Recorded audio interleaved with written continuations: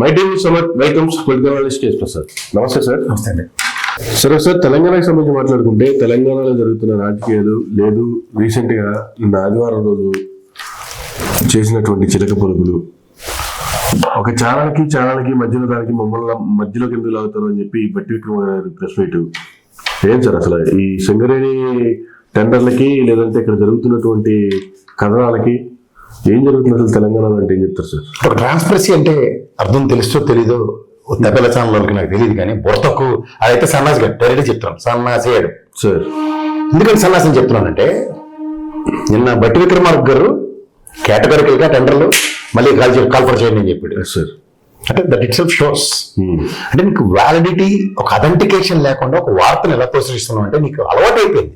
నీకు ఆ పచ్చళ్ళకి జరుగుబాటు అంత సుఖం లేదని నీ ఇష్టారాజ్యంగా వార్తలు రాయడం అలవాటైంది. నాకు తగలిచ్చిన వాళ్ళు లేక మొహమాట లేకుండా చెప్తున్నా.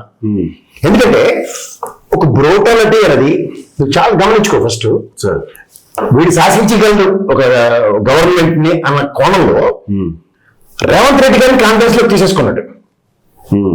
ఇంకా మినిస్టర్ మీద బుర్ర స్టార్ట్ చేశాడు. అది ఎంత బుర్ర తక్కువ అంటే నేను సినిమా వాడుతున్నాను. మొహమాట ఏమైనా కాన్సిక్వెన్సెస్ రెడీగా ఉన్నాను. నేను చచ్చిపోయాక చంపేసాను చేయగలుగుతాను. మొహమాట లేకుండా చెప్తున్నాను. ఎందుకంటే సింపుల్ చెప్తాను, ఇవాళ బట్టి విక్రమార్క గారు లేదు, రేవంత్ రెడ్డి గారు ఒక కథలకి లేదు. మీరు ఢిల్లీ ప్రయాణం కూర్చోండి ఎప్పుడైనా పైన అంటే ముందు బట్టి విక్రమార్క గారు వెళ్తున్నారు, ఇద్దరు కలిసి వెళ్తున్నారు. సమన్వయంతో పనిచేస్తున్న ఒక ప్రభుత్వానికి వీడెవడసలు ఫస్ట్ ఆఫ్ ఆల్ నీ దగ్గర దమ్ము ఉంటే వార్తలో అథెంటికేషన్ ఉంటే విత్ ఎవిడెన్స్. తివారిగడికి ఎన్టీ తివారిగడికి సినిమా చూపించారు కదా మీరు, చెప్పంత ప్రదర్శించారు ప్రజల మీద. ఏం మీకు వచ్చిన కల ఏం ముసుగులో గుద్దురాటనే దమ్ము ఉంటే రాయండి. ఎన్టీ తివారి విషయం గ్యాప్ ఉందా? మసాజ్ చేయించుకుంటే ముసలి మొత్తం వీడియో తగ్గట్టారు కదా, వాడిని భ్రష్టు పట్టించారు కదా. ఇదే విధంగా వాళ్ళు కోమటిరెడ్డి అవని లేకపోతే ఇంకోటి అవని ఏ మినిస్టర్ అవని లేకపోతే బట్టి విక్రమార్క గారు వీళ్ళ విషయాలు కదా మారుతారు. వీళ్ళు దమ్ము తేడు ఉంటే అది ఏ బ్లాక్ మెయిలింగ్ రాజకీయాలా అంత అసలుకి. సరే ఇప్పుడు నీకు మాట చెప్తా, ఇవాళ బట్టి విక్రమార్క గారి చిత్తశుద్ధిని కూడా శంకించేసి అంత స్థాయి వచ్చింది నీకు. Is a loyalist to the party. సీఎంకి విలీనం అయిపోయిందండి బట్టి విక్రమార్క. ఇంకొద్దరు ఆయన ఒక్కడే పోరాడుకున్నాడు. ఎవరెవరు ఇవాళ వచ్చిన పొంగులేరు గారు వీళ్ళందరూ మన తొమ్మ నాయకులు వీళ్ళందరూ పారాచూట్ బ్యాచ్. ఖమ్మం నెక్కచ్చిగా నిలబడి వెళ్తాడు బట్టి విక్రమార్క మధ్య. ఈడు రాతలు, ఈడు మొహానికి చిలక పడుకులు, ముసులు పడుకులు. ప్రతి ఒక్కరు ఎదరబడ్డారు మూసుకుని ఇంట్లో కూర్చోమనండి. మళ్ళీ ఈ మొహానికి ఇంకో ముగ్గురు వీళ్ళే తలక మాసిన వాళ్ళు వెరిఫికేషన్ ఒకట. అరే వార్తకి వెరిఫికేషన్ ఏంటా? ప్రూఫ్ రీడర్లు అక్షరాలు తప్పు రాసేవాడు వాళ్ళకారు రాసేవాడు చెక్ చేస్తారు. మీ దగ్గర వార్తలోనే విషయం లేనప్పుడు ఇలాంటి వాళ్ళని పట్టుకొని జర్నలిజం అని చదువుకున్న సిగ్గుపడుతున్నారు. జర్నలిజం చదువుకున్నాను ఆ పచ్చలో అయితే కులం మాట అయితే అక్కడికి జర్నలిజం ఇచ్చేసాడు. ఒకరికి వాడు ఒకటి వచ్చి ప్రతిరోజు శివం వల్ల వార్తలాడు మొహానికి. ఇప్పుడు వీడికి పచ్చళ్ళోడికి కెరసనోడికి అలవాటు ఏమైందంటే ఆ మానవుడు రామారావు గారిని పదవీచ్యుతుడు చేసినప్పుడు వీళ్ళు రాసిన దౌర్భాగ్యం వార్తలు ప్రజల్లో ఇంజెక్ట్ చేయగలిగామన్న కాన్ఫిడెన్స్ తో ఇప్పుడు ఎవరి మీద ఇష్టం వచ్చినట్టు ప్రవర్తిస్తున్నారు. ఇలాంటి ఏం చేయాలా? అలా పోరాట బోర్డు గురించి రికార్డింగ్ బ్యాంక్స్ అది ఒకసారి ఇలాంటి జరగాలి. అర్థమవుతుందా? అప్పుడు ఎప్పుడైతే రేవంత్ రెడ్డి గారు లాంటి వ్యక్తి 10 మెట్లు దిగొచ్చి ముఖ్యమంత్రి గారు అయ్యిండు కూడా ఈ పరిమాణాలు ఇంటికి వెళ్ళేసరికల్లా వీడికి కళ్ళు ఎత్తుకొచ్చినాయి. ప్రోటోకాల్ అనేది చాలా ఇంపార్టెంట్ ఎప్పుడైనా సరే. మీకు అర్థం చేసుకో, ఎందుకంటే వీడికి ప్రోటోకాల్ లేదు.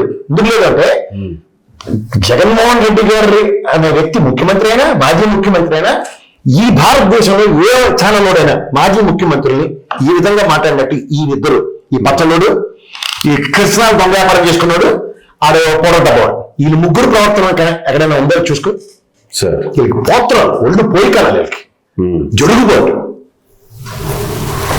అంచేత టైం డెఫినెట్ గా ప్రతిదానికి సమాధానం ఇస్తుంది. నేను ఇప్పటిదాకా బట్టి విక్రమార్క గన్నులో ఆరగెన్స్ నేను చూడలేదు. I waiting for it. ఇంకా చాలా సంయమనంతో మాట్లాడాడు ఆయన. అసలు అదే ఆయన విజ్ఞత. నెక్స్ట్ అన్ని డీటెయిల్స్ ప్రెస్ మీట్ వస్తున్నారు కదా, ఖచ్చితంగా వస్తారు.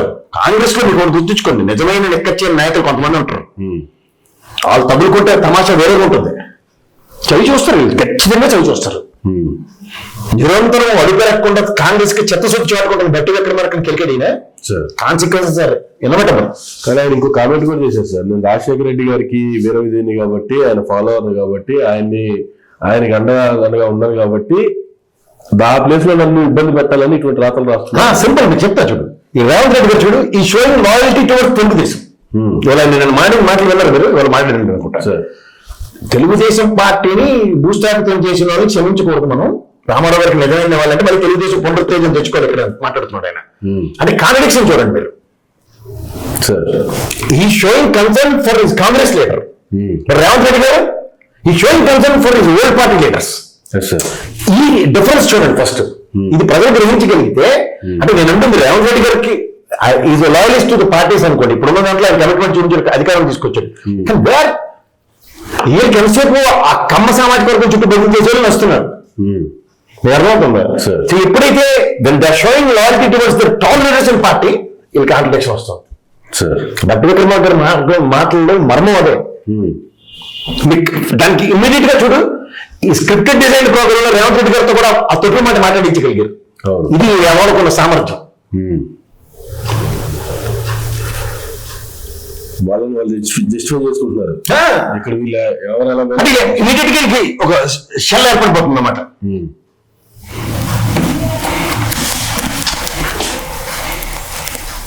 పొరపాటు రేవంత్ రెడ్డి గారు ఈ తపాల ఛానల్ ఇచ్చిన స్క్రిప్ట్ చదువుతున్నాడు ఆయన. ఒక్కసారి అలర్ట్ అయిపోతే చాలు ఆయన. వీళ్ళు ఎవరినైనా మడతట్టేస్తారు. ఎందుకంటే ఇంక వెదవ కుక్క బుద్ధి ఉంటుంది. మీరు కుక్కను కొట్టండి, దెబ్బల కొట్లు వచ్చి పడుకోండి అని చెప్పి ఇంట్లోకి వచ్చి కొట్టండి, అది వెళ్ళిపోతుంది. చెస్ ఇంకోసారి వెళ్ళకూడదు అనుకుంటా, టక్కన మళ్ళీ ఎక్కడికి వస్తుంది రెండో నుంచి. అది ఈ బుద్ధులు. నేను ఖచ్చితంగా అట్లతో పోలుస్తున్నాను, ఏం మోమట్లేదు. కానీ రేవంత్ రెడ్డి గారు దీంట్లో రియలైజ్ అయ్యి మళ్ళీ ఆయన రేవంత్ రెడ్డి గారు నలిగిపోతున్నాడు సార్. ఆయన తెల్ల కలమ సినిమా హీరో ఆయన. ఓకే, మీడియా లేకపోతే మనం ఎత్తిరలేము అనుకుంటున్నాం. కాంగ్రెస్ ఏం మీడియా ఉంది?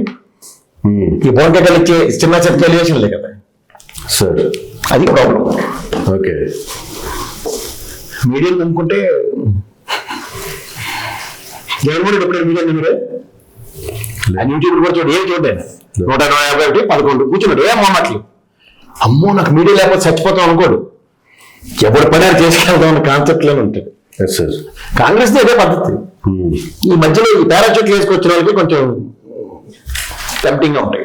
అందులో ఆయన అధికార ప్రతినిధి హోదా నుంచి వచ్చాడు కదా రేవంత్ రెడ్డి గారు.